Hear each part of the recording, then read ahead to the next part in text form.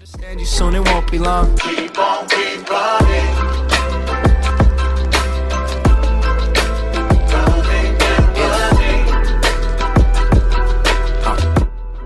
Instant damage tapi sisinya lumayan gede datang dari RRQ. Iya, so kencangkan sabuk pengaman teman-teman karena kita akan segera masuk ke dalam pertempuran dan MDL Arena. Mana tepuk tangannya?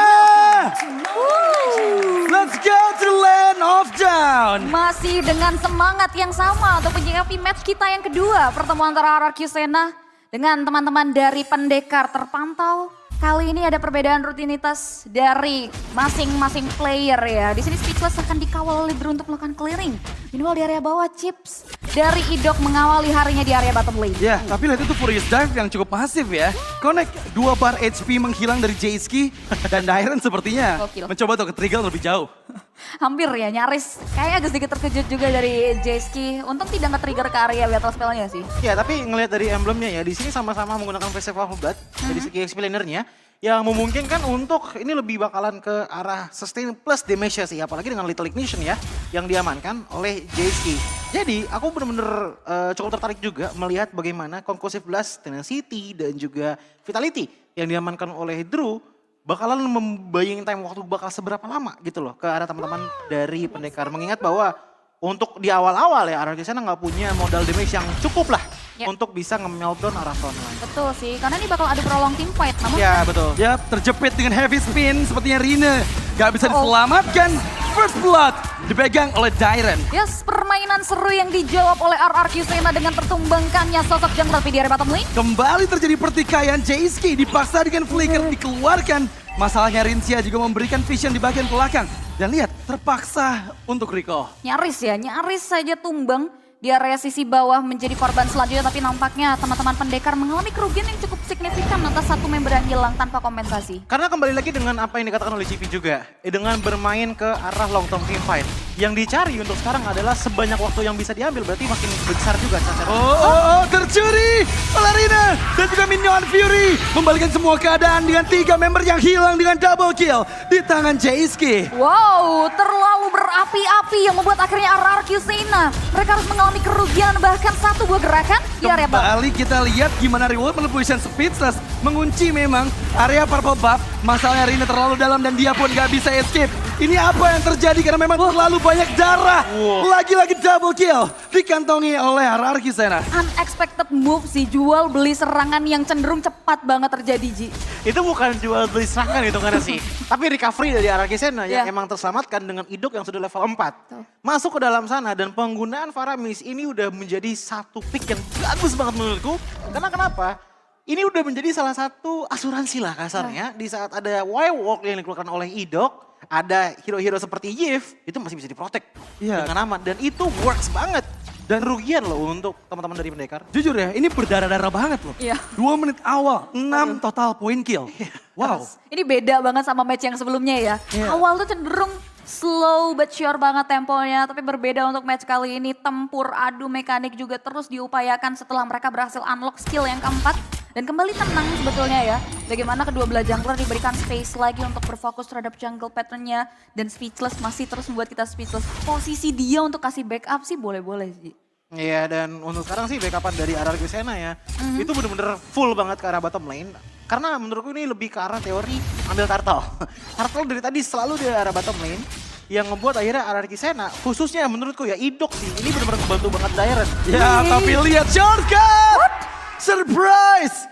Begitu cepat untuk mengeliminasi Rina ketiga kalinya. Oh my god, Rina mendapati tamu yang tak diundang ya. Cukup meriah tadi gerombolan yang dibawa buat satu permain untuk nothing.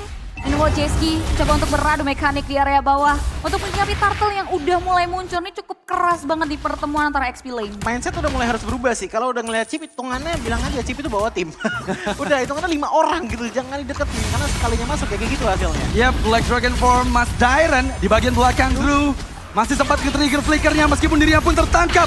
Ada reward manipulation yang diaktifkan. Masalahnya knock out strike. Jayski hampir saja mempick up Dairen juga. Masih bisa escape dan Jayski dipaksakan untuk flicker defensif. Ya, Snedrel yang tidak bisa mengcover Idok. membuat akhirnya Roamer ditukar dengan adanya Roamer. Perbedaan kuantitas tidak membuat Rine gentar, setup di area turtle-nya pun langsung dibuka Coji. Iya, dengan setup turtle yang sangat-sangat dibuka lebar oleh pendekar. Ini ngebuat akhirnya team fight demi team fight itu cuma goal swing aja. Masih belum ada clear winner siapa, tapi untuk di turtle kedua, Yap, tapi kali ini kembali Retributions yang sangat on point dari Rine. Membuka pertikaian dengan Idok yang maju dengan crash course-nya. Tapi langsung kembali disengage. Ya, disengage menjadi keputusan yang bijak bagi keduanya. Tidak begitu ready, tapi di area top lane nampaknya ada satu gerakan 1v2 situation. Yap, wall walk dan juga shortcut memang sempat dibuka. Untungnya Flicker masih available untuk botol menghindar. Dan sekarang berpengaruh banget ya. Iya. Dari shortcut yang jaraknya dekat, itu tiba-tiba bisa langsung muncul banyak member dari chip. Cepet banget malah. Cepat sekilat itu. Iya, namun kalau kita compare untuk di area lane ya, pergerakan dari Toy dan juga Battle ini seakan-akan pelan-pelan. Battle tuh dapetin groundingnya dia. Gitu loh, apalagi dengan untuk early itemnya itu langsung ngambil ke arah Stallion Side baru bikin sepatu ke arah Magic Shoes. Sementara kalau kita ngeliat ke arah Roger, basic attack speednya udah kencang.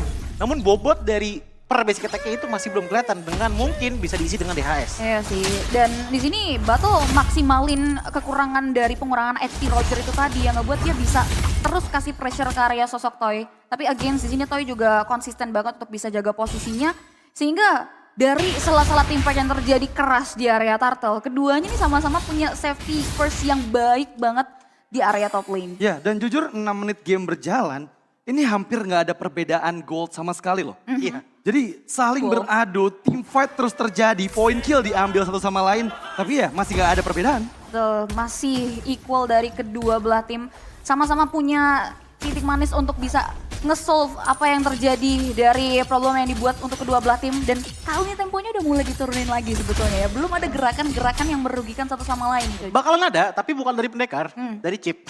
Justru itu Simple, ya. simpel aja ya. Kalau misalkan dari Idoknya udah mulai dapetin lagi satu persatu momentumnya. Karena ngelihat dari pendekar, mereka juga mau bermain safety gitu loh. Betul. Mereka bermain di bawah dari daerah-daerah mereka. Nggak mau lebih dikit, karena ya kejadiannya kayak tadi kan. Kena ke arah Rine sekali, langsung tumbang. 3 kali udah tumbang Rinenya sejauh 7 menit game berjalan. Repetitive move yang harus bisa dibaca teridok. Ya ini Idok dalam bahaya ya. Tinju maut dari Jayski membuat Idok kayaknya nggak bisa kontes untuk Turtle. Yang ketiga meskipun Black Dragon Form Mice Dyran terbang di udara heavy spin. Dan yang berhasil mendapatkannya adalah seorang Rincia. Pertempuran terus terjadi. Ada yang ngejar melindungi. Masalahnya Drew nggak bisa selamat di dalam area reward manipulation. 2 member terjebak meskipun double kill. By Battle, triple kill untuk Battle. Rincia melarikan diri. Oh my god, Battle mengamuk di area River yang mampu untuk menumbangkan 3 member sekaligus. Hanya untuk satu pemain, pertukaran yang tidak cukup adil untuk anak-anak RRQ Sena. Karena di sini Speechless-nya udah nggak kesutu sama sekali sih. Dengan dia yang tetap menerima damage apapun yang dimasukkan oleh teman-teman dari RRQ Sena. Dia tetap membuka warungnya. Dia membuka real world manipulation untuk memaksimalkan damage output dan juga zoning out power dari pendekar. Ini yang akhirnya ngebuat Battle itu punya targeting yang cukup enak.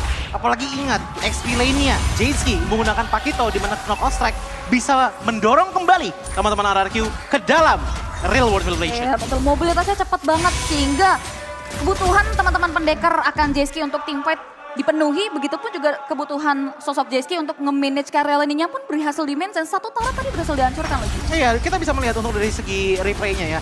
Ini tim fight yang awal dipegang banget oleh teman-teman dari RRQ Sena. Apalagi dengan sisi-sisinya, cuman Idok, Rincia, iya, Stoy, semuanya masuk ke dalam domisili dari real world manipulation. Yang akhirnya damage pokoknya dari Yves, damage finishernya dari Harith. Ya masalahnya sekarang kita lihat adanya member yang terpick off Rine. Berhasil dieksekusi dengan adanya shortcut yang dibuka oleh Idok. Dan dengan gak adanya Rine, ini sebenarnya RRQ bisa memberikan pressure lebih ke arah top lane. Berkali-kali Rine selalu jadi target empuk ya, target operasi bulan-bulanan teman-teman dari RRQ Sena. Bahkan hingga dengan harus 4 kali terpick off loh. Berkat pergerakan dari sosok Idok dari tadi, dari awal bahkan. Ya bahkan kalau kita ngomongin Idok ya di sini dia hampir punya 100% kill participation. Namun pergerakan dari Jens. Siap menjepit dengan heavy spin karena Drew dan seperti bakal di all in dan dipunish sudah. Drew-nya hilang. RRQ mereka punya chance mendapatkan tier 2 turret bagian atas. Sementara itu Jayski, ada yang Shadow Stampede menarik Jayski kembali dan masih bisa selamat. Yes, RRQ Sena kembali memegang kendali perlahan tapi pasti bagaimana inner target hilang tanpa adanya Lord. Dan satu objektif Lord kini sudah mulai mereka poking, bahkan Rine memberanikan diri maju. Wow, damage terlalu masif dan Rins gak bisa diselamatkan. Kali ini memang Lordnya tersisa 11.000 HP. Mampukah Araki sana memegang kendali karena reward manipulations dibalaskan dengan Netherrealm. Tapi dari bagian From, Mas Dairon di bagian belakang dan Lord untuk Ian.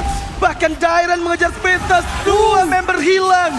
Bottle, mampukah dia selamat Minoan Fury untuk defensif diaktifkan. Damage eksplosif yang dikeluarkan oleh seorang Toy mampu untuk melebur dan bahkan pick off karya dua pemain dan bahkan Ians. Ini kayaknya nggak bisa diselamatkan kembali. Jayski mencoba 1v2. Ians masih selamat, bahkan dia menjadi korban ketiga untuk pendekar. One last hit tapi masih bisa disustain dengan baik, Choji. Iya, melihat dengan adanya team fight yang sangat rapi datang dari arah Sena ya, bahkan mereka benar-benar nunggu banget momen di mana real world preparation dibuka dulu, baru adanya Netherrealm yang bisa di-pop up oleh Rinsya. Menurutku itu adalah langkah yang sangat-sangat baik sih, apalagi dengan Dairon yang emang udah ngincer sekarang ke bagian Speechless. Oke, untuk dari Speechless, Renedru udah mulai ketutup, tapi inget battle. Ini udah mulai menjadi sebuah iblis damage. Ya. Dengan 3 kill, 0 death dan juga 2 assist. Dan yang patut Oleh Crystal. diacungi jempol adalah dari kian banyaknya agresivitas yang dibentuk dari kedua belah tim. Ini Battle dan juga Toy sama-sama punya kredibilitas posisi yang baik banget sih. Ya, dan dengan adanya Blood Wings, sedangkan Rinsya akan ada damage burst yang jauh lebih besar dengan Ghostbuster-nya. Tapi memang Lord pertama mampu diatasi dengan mudah oleh pendekar.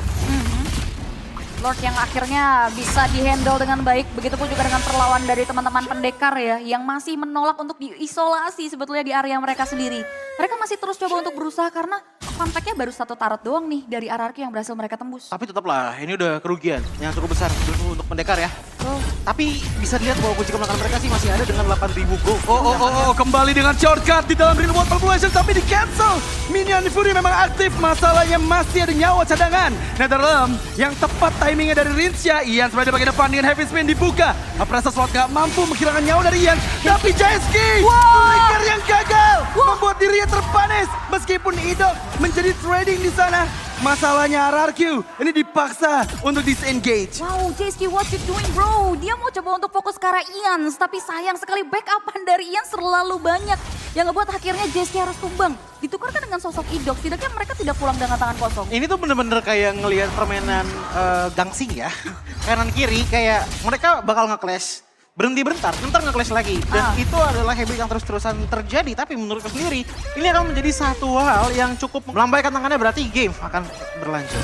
Ya, dan memang kita lihat juga 12 menit game pertama antara RRQ melawan pendekar. Ini masih cukup stabil, tapi untuk di Lord kedua nanti, apa yang akan terjadi? Oke, 12 menit di pertandingan yang sangat sengit. Kedua belah tim kali ini masih coba untuk berupaya bisa mendapatkan pergerakan yang menguntungkan mereka. Karena Lord yang kedua kali ini udah mulai muncul. Dan RRQ yang sedang memegang kendali perekonomian. Mereka yang akan memulai poking, memancing keributan yang tidak begitu ditinggal diamkan juga nih. Karena udah dipantau sama jungler dari tim pendekar. Iya, dan melihat dengan bagaimana kontes dilakukan oleh RRQ Sena, bahkan portal dibuka. Wow, ini ada Idok yang masuk lewat Y-Walk dan bahkan Idok terlalu dalam. Dengan gak adanya Idok, ini hanya menyisakan 4 player dari RRQ Sena dan yes, pertukarnya memang dengan Lord. Dan harus disengage, berhati-hati, 5 player dari pendekar nggak tinggal diam, mereka mencoba mencari pertukaran. Yes, pengorbanan dari seorang Idok dibayar dengan adanya Lord yang bisa diamankan oleh teman-teman RRQ Sena, tapi dibayar kontan lagi juga dengan adanya turret di area mid lane yang setidaknya bisa disecure oleh pendekar. Iya, apalagi dengan adanya Lord yang sudah berjalan ya di detik 41 ini, sebenarnya ini bisa menjadi salah satu distraction juga untuk nge-push di arah bottom lane ya. Namun, komitnya dari RRQ ke arah top lane. Ya itu udah ngebuka Minion Fury juga dari Drew dan bahkan Heavy Spin mengunci bottle. Masih bisa disengage dan juga melarikan diri. Dengan adanya flicker, masalahnya Mas Dairon datang dari bagian belakang dengan flicker yang dikeluarkan. Dan Shadow Stampede menangkap 2 member dari pendekar. Reward perbedaan gagal dan Speechless masih bisa dihilangkan. Speechless down, pertukaran memang dengan Rinsya tapi gak hanya 1 orang. Jayski pun hilang dan kali ini Lord charge in karena base trap dari pendekar. Bahkan kali ini base-nya sudah mulai ter-expose dan bahkan Lord sudah mulai masuk ke Hydro Base. Tapi kali ini wipe out untuk RRQ Sena. Pendekar kehilangan game.